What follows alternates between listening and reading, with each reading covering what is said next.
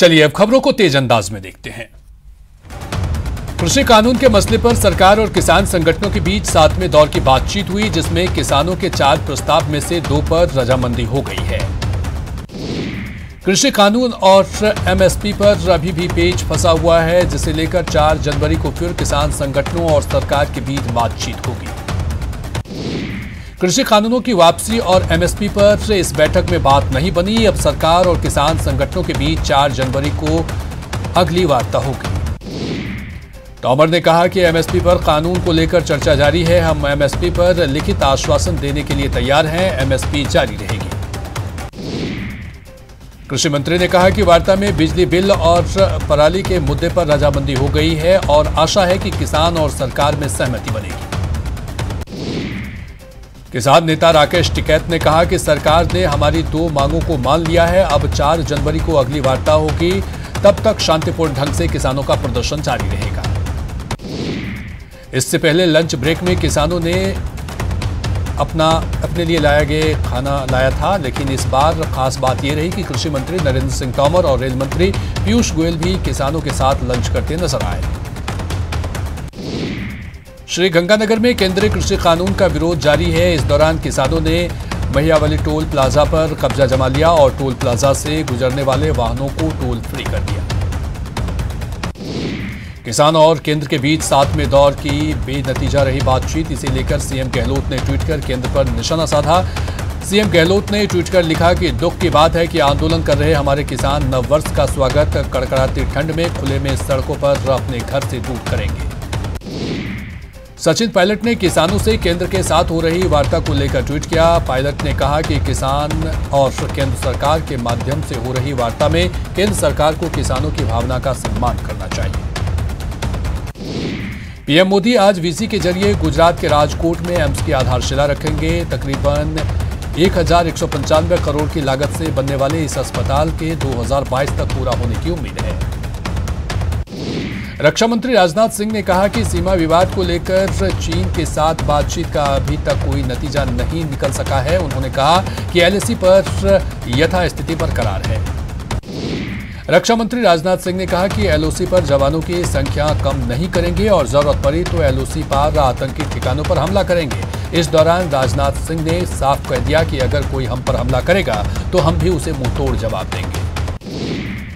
Railway में नए vistadome coach पर पीएम मोदी ने भी ट्वीट किया है। ट्वीट कर उन्होंने लिखा कि ये ट्रेन के सफर को और यादगार बना देगा। केकड़ी विधानसभा इलाके के कद्दावर नेता भूपेंद्र सिंह शक्तावत बीजेपी में शामिल हो गए। जयपुर में बीजेपी मुख्यालय पर आयोजित कार्यक्रम में प्रदेश अध्यक्ष सतीश पूनिया ने उन्हें पार्टी की सदस्यता दिलाई। सीबीएसई बोर्ड की 10वीं और 12वीं की परीक्षा की तारीखों का ऐलान होगा। केंद्रीय शिक्षा मंत्री डॉक्टर रमेश पोखरियाल शाम 6 बजे इसका ऐलान करेंगे। सुरक्षा बलों ने कश्मीर के श्रीनगर में 3 आतंकियों को मार गिराया है। लावापोरा इलाके में मंगलवार को शुरू हुआ एनकाउंटर 15 घंटे से ज्यादा चला। पुलिस ने आतंकियों को सरेंडर करने का मौका दिया, लेकिन उन्होंने फायरिंग शुरू कर दी।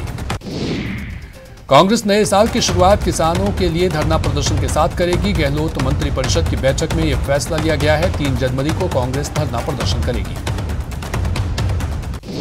वहीं इसके बाद 5 जनवरी से किसानों के लिए सप्ताह भर तक अभियान किया जाएगा। इस अभियान के तहत मंत्री, विधायक, जनप्रतिनिधियों सहित कांग्रेस कार्यकर्ता सहित सभी गांव-गांव जाकर किसान बचाओ देश बचाओ अभियान के बारे में किसानों को जागरूक करेंगे। गहलोत मंत्रिपरिषद की बैठक में कोविड किसानों को बिजली के मुद्दे पर चर्चा की गई। बैठक में मुख्यमंत्री अशोक गहलोत ने बजट की तैयारियों को लेकर मंत्रियों से राय भी ली। भरतपुर और धौलपुर में जाटों को केंद्र में ओबीसी आरक्षण की मांग का प्रदेश सरकार ने समर्थन किया है। राज्य सरकार ने सकारात्मक रुख अपनाते हुए केंद्र को सिफारिश चिट्ठी भेजी है। सिफारिश चिट्ठी की एक प्रति जिला कलेक्टर नतमल डिडेल ने जाट नेताओं को सौंपी।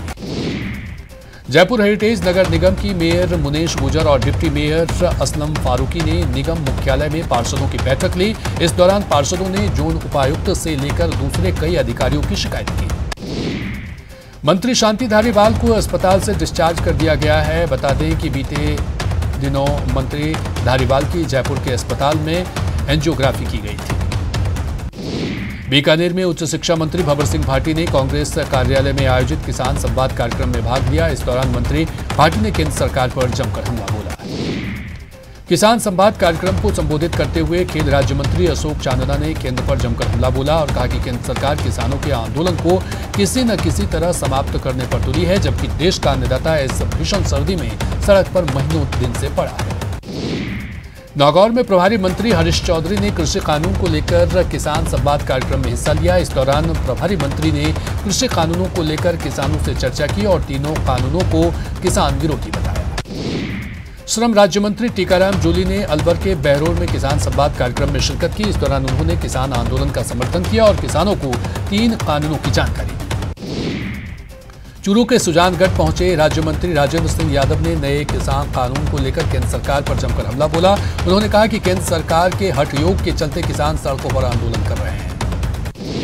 प्रतापगढ़ में आगामी नगर परिषद चुनाव को लेकर बीजेपी नगर मंडल की बैठक हुई। नगर प्रवक्ता गोपाल धावाई ने बताया कि बीजेपी सभी 40 वार्डों में पूरी मजबूती के साथ चुनाव लड़ेगी।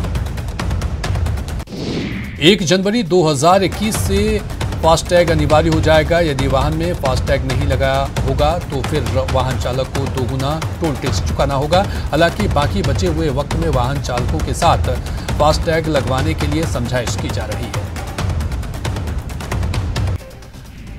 दौसा के राजमार्ग संख्या 21 पर डामर से भरा टैंकर ट्रक से टकरा गया। टक्कर के बाद दोनों वाहनों में भीषण आग लग गई। घटना में 2 लोग गंभीर रूप से घायल भी हो गए। हादसे के बाद अतिरिक्त पुलिस अधीक्षक अनिल सिंह चौहान ने यातायात को बंद कर दिया और रूट को डायवर्ट कर दिया। आग की भयावहता को देखते हुए पुलिस ने दौसा, बांदीकुई और महुआ से दमकल विभाग की टीम को बुलाया। 2 घंटे की कड़ी मशक्कत के बाद आग पर काबू पाया गया। कोटा में स्टेशन क्षेत्र में चलती कार में आग लग गई। देखते ही देखते कार आग के गोले में तब्दील हो गई। गनीमत रही कि समय रहते ड्राइवर ने कूदकर अपनी जान बचा ली। चूरू के शास्त्री मार्केट में तेज रफ्तार बाइक ने पैदल जा रहे छात्र को ठोकर मार दी। इस हादसे में बाइक सवार और छात्र दोनों गंभीर रूप से घायल हो गए। घायलों को स्थानीय लोगों ने अस्पताल में भर्ती करवाया। पूर्व क्रिकेटर अजहरुद्दीन की गाड़ी सवाई माधोपुर आते हुए दुर्घटनाग्रस्त हो गई। सवाई माधोपुर आने के दौरान फूल मोहब्बत चौराहे पर उनकी गाड़ी बेकाबू होकर पलट गई। हादसे में ढाबे में काम कर रहा एक युवक गंभीर रूप से घायल हो गया। बताया जाता है कि अचानक टायर फट जाने के कारण यह हादसा हुआ। इस हादसे में इस दुर्घटना में अजहरुद्दीन को हल्की चोट आई है। बाद में दूसरी गाड़ी से अजहरुद्दीन रणथंभौर के लिए रवाना हो गए। इनामी बदमाश गैंगस्टर पपला गुजर पर गृह विभाग ने 3 लाख का इनाम जारी किया है। सितंबर 2019 से पपला जेल से फरार है। पाकिस्तान के ड्रग्स तस्करी गिरोह का कुख्यात सरगना 24 वर्षीय चरणजीत सिंह उर्फ चुन्नू को बीकानेर में गिरफ्तार कर लिया गया है। श्रीगंगानगर पुलिस ने ऑनलाइन सट्टे के खिलाफ 2 अलग अलग जगह पर कार्रवाई की। इस दौरान 4 आरोपियों को गिरफ्तार किया। भरतपुर में एसीबी ने क्रय विक्रय सहकारी समिति के अतिरिक्त रजिस्ट्रार रविंद्र सोनी को 50,000 रिश्वत लेते रंगे हाथों धर दबोचा। साथ ही उनके सहयोगी को भी गिरफ्तार किया। जोधपुर पुलिस कमिश्नर जोश मोहन बेलगाम खाकी पर नकेल कसने को लेकर एक्शन में है। इसके लिए उन्होंने एक व्हाट्सएप नंबर और ईमेल आईडी जारी किया है। अलवर जिले के मालाखेड़ा थाना क्षेत्र में नावली गांव में एक 11 साल के बच्चे की निर्मम हत्या कर दी गई, लेकिन पुलिस अब तक आरोपियों का पता नहीं लगा पाई है, जिससे परिजनों में नाराजगी है। अलवर जिले के शेखपुरा थाना पुलिस ने 16 साल से फरार अंतर्राज्यीय स्तर के इनामी बदमाश को गिरफ्तार किया है।